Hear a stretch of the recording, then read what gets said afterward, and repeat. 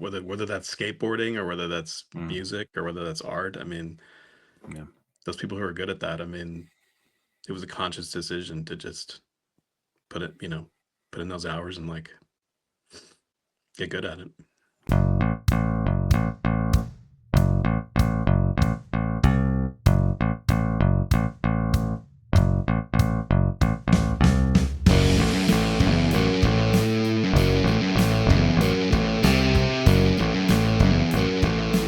Welcome to Comics with Dan. This is the second episode of Up and Coming Comic Artists. And in this episode, we're going to be talking to Richard Blake, who is the creator of Hexagon Bridge, published by Image Comics. While Rich is already an established artist, he recently broke into the comic scene with Hexagon Bridge, which is a story about a girl who travels to an alternate dimension in order to save her parents with the help of her robot companion. Let's meet Rich and see what got him into art in the first place and see what helped him make that jump into comics. I think the art stuff came from mainly my father. I mean, he was a painter. So, I mean, I just grew up around easels and paints and canvases and art materials and art books. So I think it was just kind of a natural pathway for me to go into fine art. He wasn't into comics, so there really weren't comics around. I didn't discover comics until much later. I'd say Mm, probably until I was maybe, like 10 or 11. mm, And the the books that excited me the most were, as I've said, the European reprints and heavy mm, metal, things like that. yeah. I mean, I had looked at, I think probably the first Marvel comic I looked at was a book called The Nam, which Yeah. Yeah. so that was the first, because Vietnam, this is like 1980s. It was very much in the culture at the time. It was on Mm, movies, it was on television, and but that I remember. I think that may have been the first comic that I looked at. mm, Um, nice. but it was really the European stuff, the Mobius stuff, the Bilal stuff, and heavy metal that was really intriguing to me. So I considered going down that route for a while, but for whatever reason, I just became interested in art in general and became interested in painting and figurative painting, and got into painters like Lucian Freud, Francis Bacon, Stanley Spencer, um, people like that, and I wanted to be a painter, figurative painter, Mm, make big paintings on big oil paintings on canvas. So that led to going into school and studying painting at RISD, and then getting into more conceptual art, and then going right into the gallery system right after graduate school mm, and showing in New York. And and then I started getting into film and cinema because I really wanted to get into storytelling, because mm, painting is, you're just dealing with singular images, and even though you can kind of tell stories, I wanted to tell stories in a much more kind of direct, thorough way. mm, So I thought film might be a good avenue for that. I did storyboarding and I did editing and all kinds of different aspects of filmmaking. But it was really cinematography that I seemed to have like a kind of a knack for and a gift for. mm, And I was getting hired a lot to do um, to do stuff and shoot people's films and everything. But I didn't really want to. I wanted to, being a painter, I wanted to make my own work. I wasn't really interested mm, in bringing other people's ideas mm, to the kind of visual life.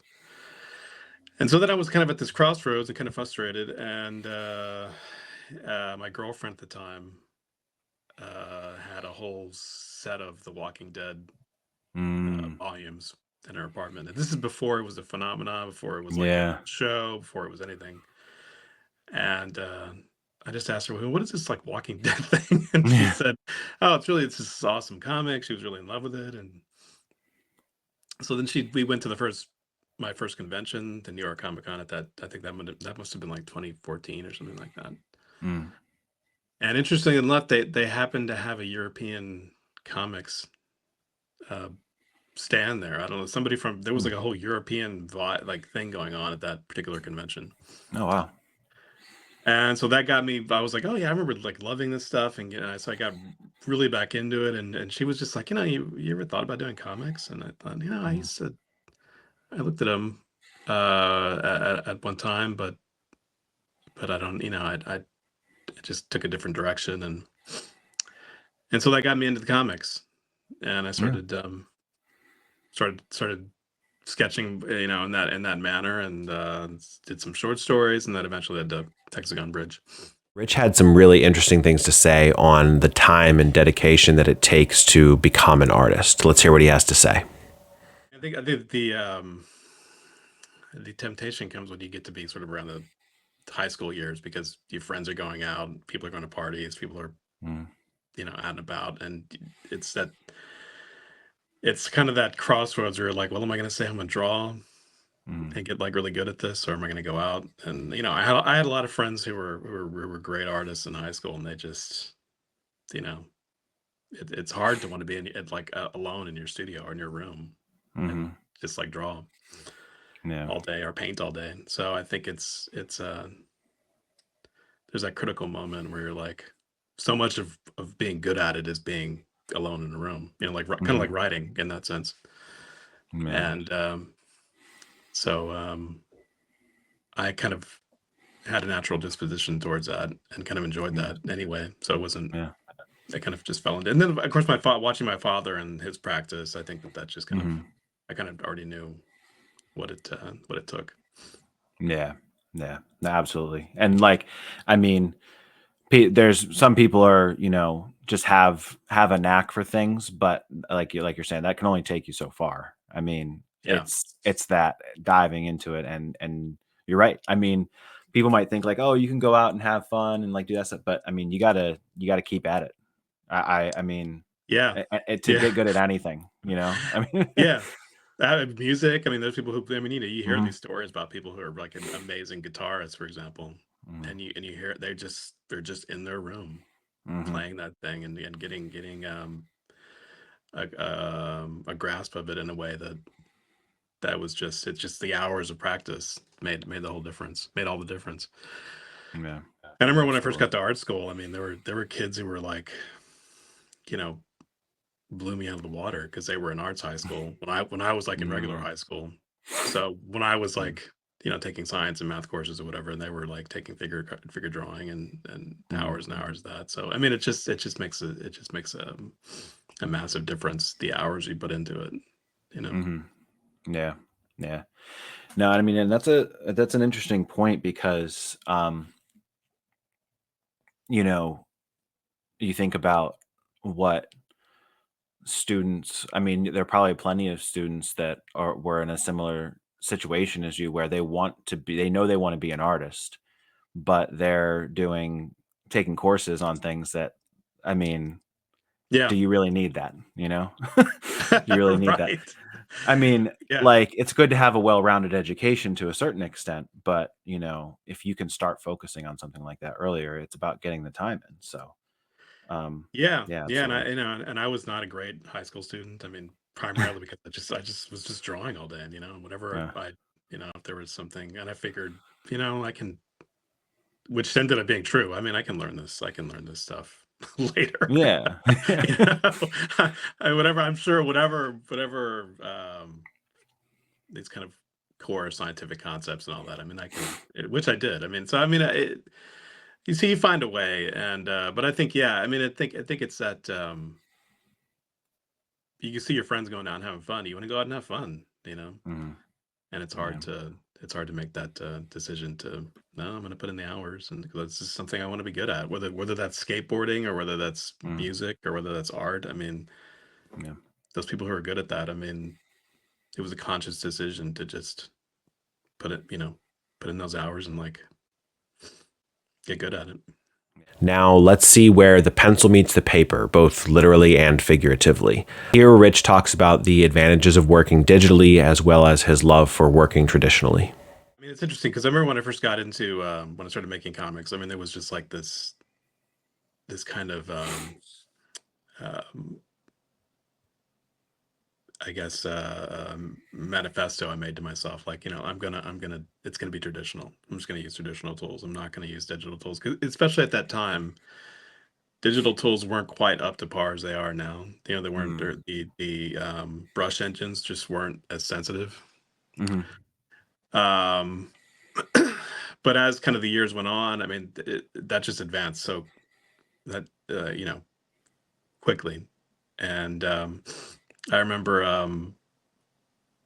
finally when I got around the time to make Hexagon. I mean, I was doing, I think the first 2 or 3 issues are mostly traditional. But I had a friend who was just like, you should really look at Procreate. This could really help you, and this could speed up at least your pencils. I mean, because you edit so much, you change things, you move things around so much, you're just constantly erasing, and Mm-hmm. to the point of like destroying the paper in some cases. Mm. So, but I wanted to keep that kind of natural look, and so finally Yeah. I got an iPad, and I was just blown away by the brush Yeah. engine on that. I mean, I was just so. I mean, I could mimic my ink, my Kalinsky ink style, almost exactly. So then I had to rethink things a bit, and but it was a real key moment for me, Mm-hmm. because I was still doing traditional stuff, but I was scanning things in and kind of fixing things up digitally and everything. But at a certain point, I just went full digital. And what I love about Procreate is just how simple it is. There aren't the Mm-hmm. interface itself is really, there's just not that much to it. You're not confronted with like a ton of options like you are in Right. Photoshop or Clip Studio Paint, where you've just got so many different sliders and effects brushes. And I mean, it's just like, I just want it to feel like it's like paper as much as possible. Yeah. Yeah. So Procreate, the kind of reduced interface of it, um, and it just felt, and because I was drawing on an iPad, it felt like I was just drawing on paper, and I ended up getting like these paper screens that feel like paper, and Mm. um, so that kind of helped the transition from traditional to digital. But but it was really that, and then it was able to find those kind of natural brushes that people design and you can get online, and then using paper textures and watercolor digital watercolor brushes that kind of come with these like little artifacts and everything. It was just giving it this organic feel as much as possible. And I think that Mm. contributed to this kind of soft look that you're talking. I wanted it to feel like watercolor, like a watercolor pen. Yeah. Yeah.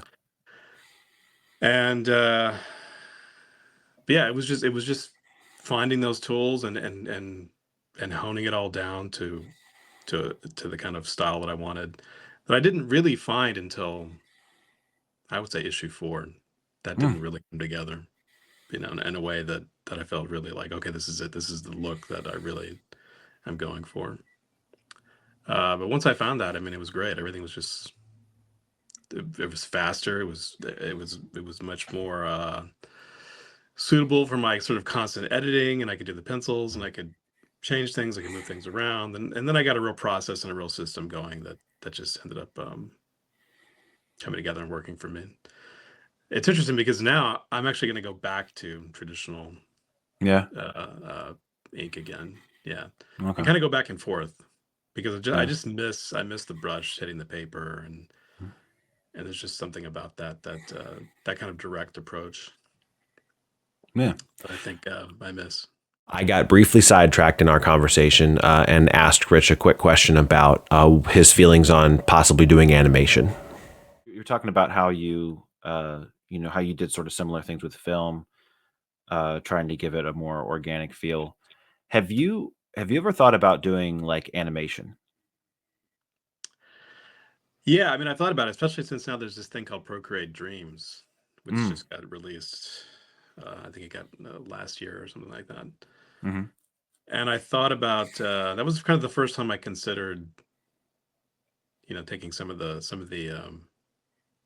key scenes in Hexagon and kind of just seeing what Mm. they look like animated, because they kind of are asking to be animated, a lot of them. They sure are. Yeah, they really uh, are. because there's so much movement and there's this kind of shifting city and stuff like that. Just even if it's just something really simple, it might be kind of interesting to try Yeah. animating Yeah. it. But yeah, I mean, but this the amount of work involved in something like that. I think even if you're taking shortcuts where you're just sort of like moving different dimensional Yeah. cubes, you know, that can only, I think, can only take you so far. Eventually you have to get into where you're like, if you want to get into some really dynamic stuff, you're animating, you know, whole movements and stuff, which that seems daunting, but Yeah. you know, Yeah. I imagine it would be.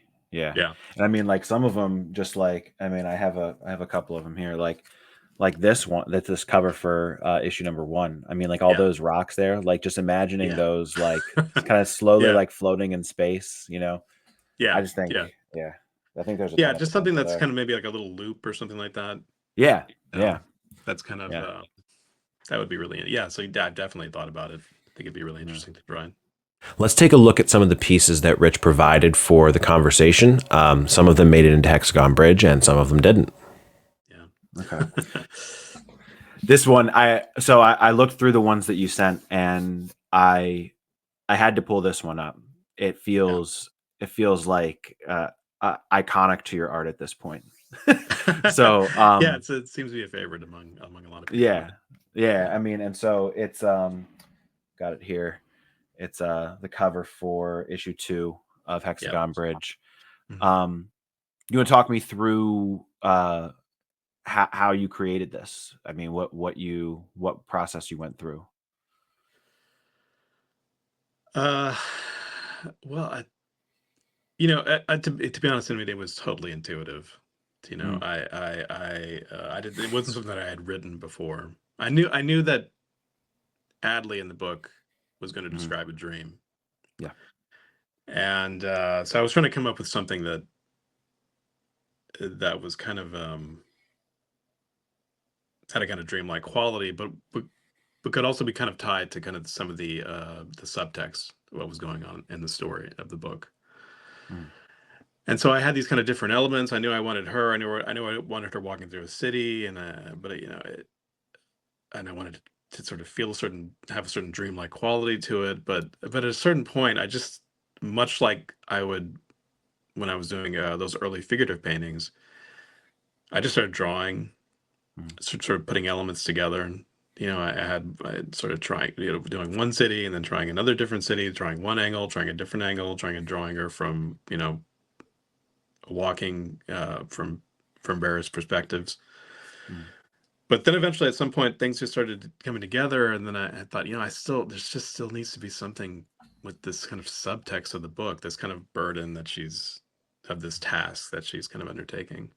mhm, And then I thought, I think it's got to be like, she's got to be carrying something. It can't be mm. suitcases. It can't be, Yeah, yeah. it can't be weapons. It's got to be. And so at some point, I just thought of the polar bear, Mm, and there's something about that. I tried it. I tried different sketches of it, and I thought, yeah, that just feels right. Just something intuitively felt right about it, you know. yeah, yeah. And so then I went about finishing it, and there was even a certain point where it's like, I don't even know if this is going to work or not, but it just felt right. And Yeah. then I originally did it sort of like in a black and white painting, Mhm. and then I started adding the lighting and the various colors, and this kind of, it almost looks like she's kind of under a spotlight in a way, or a street light. Yeah, yeah. Um, and this kind of like dream-like city in the background Mhm, that's kind of dividing her between one world and between, almost like between two different worlds. And um but yeah, I mean, it was purely intuitive. mhm. It was kind of a push and pull thing where I was moving elements around as I was making it. And then at a certain point it just sort of clicked, and I was like, yeah, this just feels right. This one, um, this one's not from Hexagon Bridge, is it?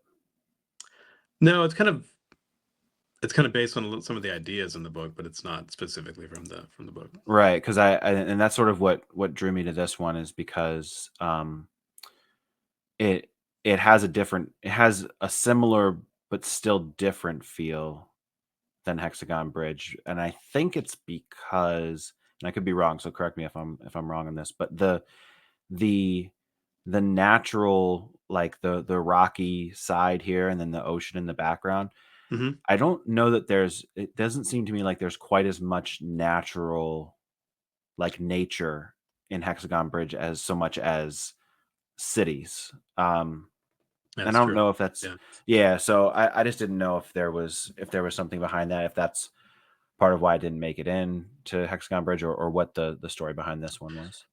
So this was there's the character of Martin Dutoit, who's the Mhm, photographer robot.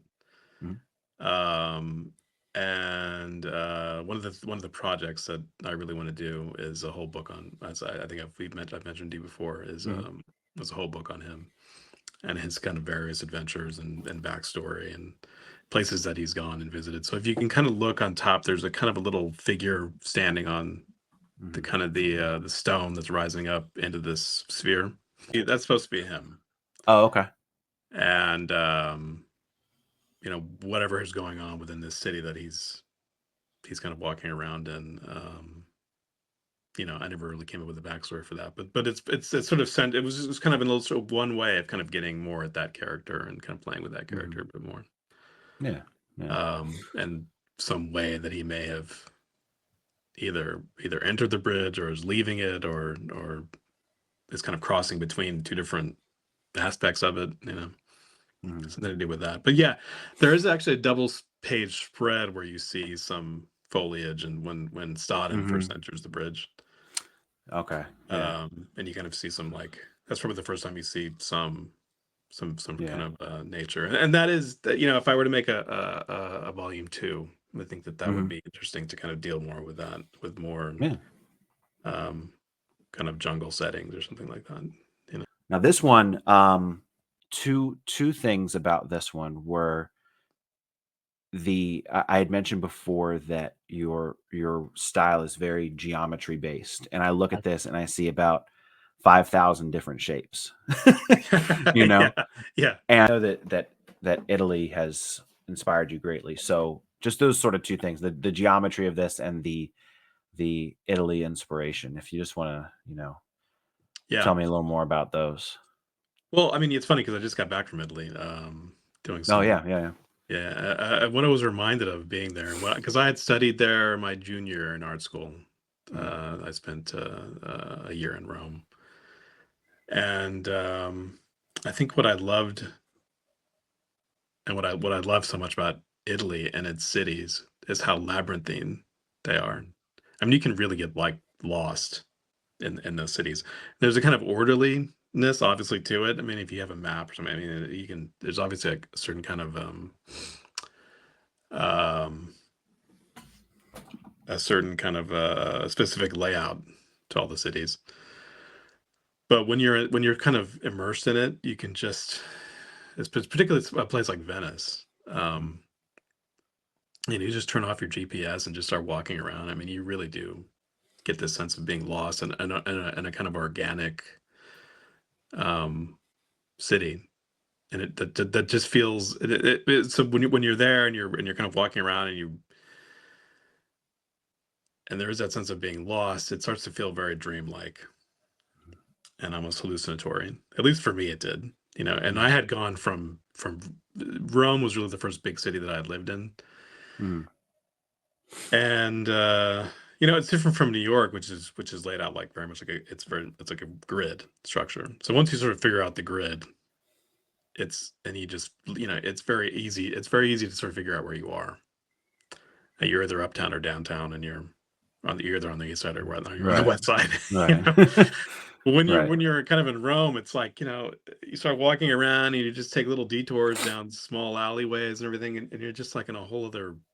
Suddenly, you're just like in a whole other neighborhood, and a whole other district, and you don't even Mhm, really even understand how you got there. You have to, like, look at a map and figure out, oh, wait a minute, I took this detour here, and then ended up here, and ended up there, and so that kind of labyrinthine quality of it, and the kind of almost like chaotic nature of it, seemed just completely appropriate for the kind of the subtext of the story, you know.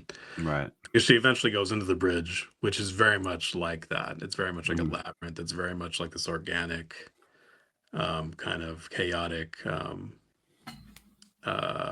layout of cities that are colliding, both old and new, and they're kind of forming these hybrids, which is what Italy is very much like. I mean, there are modern elements to it, particularly outside of Rome.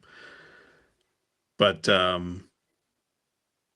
don't know of any other European city that has that, or at least for me. I mean, I've been to France.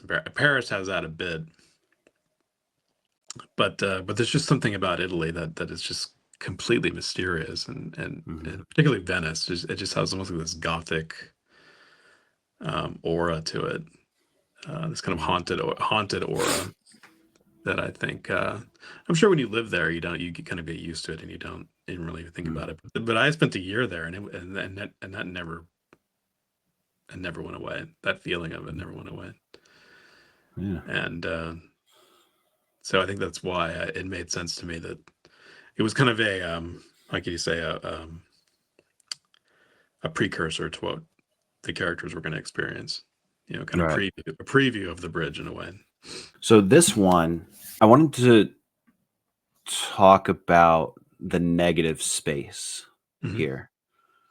Um, so there were there's a few times where there's a lot of negative space in Hexagon Bridge. Hmm. And at this point, she's not even in the bridge here. She's looking at, I believe this is a scene where she's sort of getting ready to guide Right. Got it. Staden through the bridge. Yeah. Right. Right. So she's learning and doing all that and using her clairvoyant ability. So how do you make those decisions and what does that entail? Well, couple of things about this. What's interesting to me, and something I didn't even realize until later, is that map that she's looking at, that kind of geometric, Hmm. uh, abstraction. Those are what my father's paintings looked like when I was a kid. Mm. Yeah. So I think that there's a lot of his painting work in this. I think this is not something I realized until much later. Hmm. But yeah, I think I'm always thinking about, kind of going back to what we were talking about with, Adley and the bear painting, of kind Hmm. of not wanting these two kind of visual elements to compete with each other, and wanting to very much have a certain kind of focus on a certain thing. It's particularly what seems important within the panel, or even just the whole layout. Um, it's kind of those moments where you think, I just need to drop the background here, and I Hmm. think I think a lot of comic artists do that. It's like, Hmm. there's just this specific. This is kind of the wonderful thing you can do in comics that you can't do in, say, film. Really, Hmm. you know, is you can just kind of create this, in a sense, this abstract space. Hmm. And not and somehow it reads as right. You don't think of it as like, well, Hmm. wait a minute, where'd the background go? It's like, the author is saying, this is what is important. This is what needs to be Right. focused on at the moment. So I think it's just that. I think it's just knowing when to,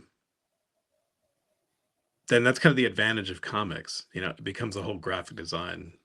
choice of of um of being able to kind of just pull things back or take things out completely in order to focus on certain visual elements that are significant to the story and are the moment in the narrative on that particular page.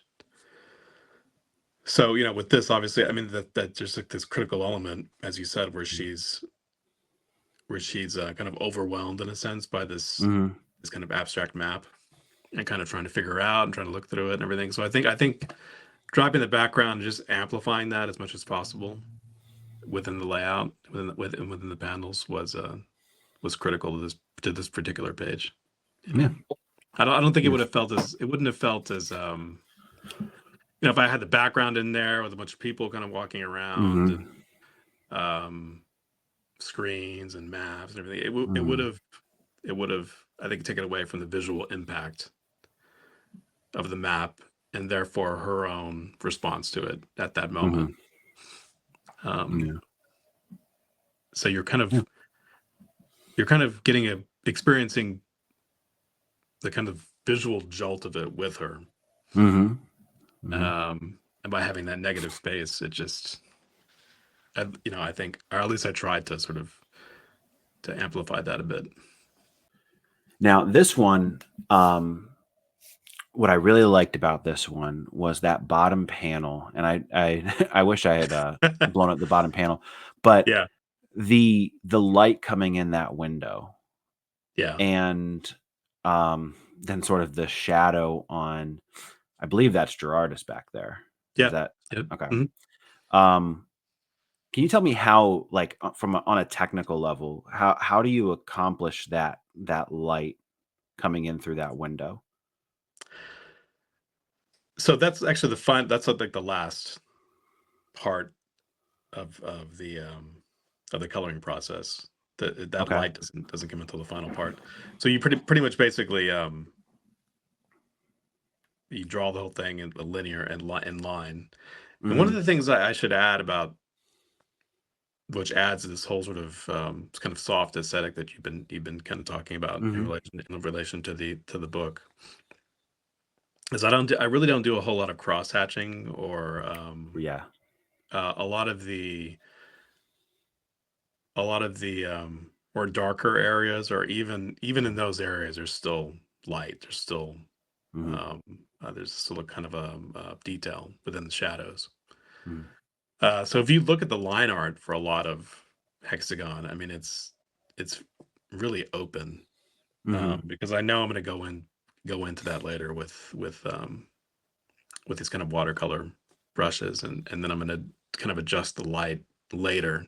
A lot of people will Mhm. do that first in the inks, Mm. and it does make for a really striking black and white ink work. Mhm. But when you translate that later into when you're marrying that with the color, you know, sometimes those two things can kind of work against each other in a way. Right. So in a sense, the line art, it can sometimes there isn't a whole lot to look at, but I Mhm. also know that I'm kind of designing the line art to be a vessel for the color. Mhm. So with Mhm.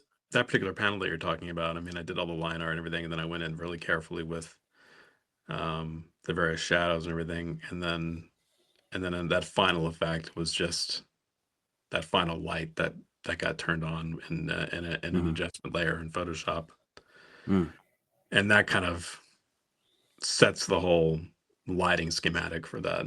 And then of course Gerardus is backlit, Mhm. and so that creates a kind of a shadow on his face, but then there's just kind of like that sliver of kind of key light coming in on his coat there and his pants, which kind of gives a little bit of a suggestion of what he's wearing. Mhm. But I think all that stuff probably comes from those days when I was working as a cinematographer and thinking in Mhm. that way, and thinking about key lights and backlights, and you know, um, thinking like a lighting cameraman. Yeah. So Yeah. I think, yeah, that's kind of how it was designed in mind. But Yeah. I wanted it to look like, Vittorio Storaro shot it or something like that. you know, Yeah. Yeah. and there's a big I could just see like some that it feels a little bit like almost like a set, and there's like a huge Yeah. um 6K or light or something right outside the window. Yeah. That's just Yeah. blasting in this light. Yeah. Which kind Yeah. of I wanted it to have a kind of like again, this kind of haunted quality to it. Well, it's to me probably one of my favorite, I mean, panels in the entire series. It's I can I can almost feel like I'm there. Yeah. And it's like I can imagine the senses that I would feel like when I'm there, and it Yeah, like sounds a little weird, but like that light coming in makes it feel like that room's probably warm, you know, yeah, and yeah, you yeah, know, if you're in a room where you have that sole source of light kind of coming in, and you see like it's the dust sort of floating around in the air. yeah, I mean, I can like picture that there, and yeah, it's just yeah. it's it's just so rare to. I mean, there's obviously there's tons of great comic art out there, but just to be able to be put into a scene like that is to me just incredible. So Oh, thanks, man. Yeah, yeah. yeah. The other thing that makes me think about, and going back to Italy, Hmm. is because I there was a there, you would live, and the part of the program was that you would go live with a family for about Okay. 2 weeks or something like that, an Yeah. Italian family. And I remember talking to the head of the program about this room that they had in their house, which is apparently a very kind of I don't know if this is true or not, but this is something he told me, and he was Italian. That in Italian houses, they tend to have a room like that just completely um, uh, that nobody ever goes into, you know, Hmm. but it's completely clean, and it's almost like ready for guests, but nobody ever goes into it. So it has. So I remember being at the family that I stayed at, and there was a room like that where it was just it was not where anybody ate. It wasn't. They didn't throw any parties or anything like that. But I would kind of peer into it sometimes, and there would be this light like that in this like beautifully decorated Hmm. room that was like set for some sort of event that just never took place Yeah. or never takes place. Right. So it Right. has this kind of ghostly quality to it, Yeah. and I think that kind of inspired that panel a bit. And finally, let's look at what Rich's future in comics is going to look like. The answer to this might be Hexagon Bridge, but um, but is there a comic that you want to make that's your dream to make? No, I mean it's really it's the next one that I'm doing, Yeah. which is not Hexagon Bridge. I mean, I do want to do a sequel to that at some point, Yeah. but no, it's this next book that I mentioned, that I think I talked a little bit to you about Hmm. in our last talk, which is Yeah. set in the 1960s, early 1960s. Well, it starts in Hmm. the 1960s, early Right. 1960s, and it was actually an idea that I had before Hexagon Bridge, but Hmm. I just didn't feel I was ready for it. The story wasn't fully sort of um, fleshed out to the extent that and also it's much more